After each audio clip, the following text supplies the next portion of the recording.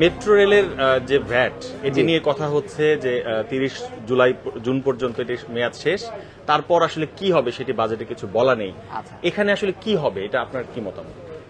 আসলে দেখুন, মেট্রো রেলে যে ভিএটি যেটা ছিল, এটা একটা এসআরও দিয়েই কিন্তু এসছে, মানে এটাকে অব্যাহতি করে দেওয়া হয়েছিল এবং সেই অব্যাহতির মেয়াদটা যদি আমি ভুল না করে থাকি 30 জুন 2024 পর্যন্ত বহাল আছে।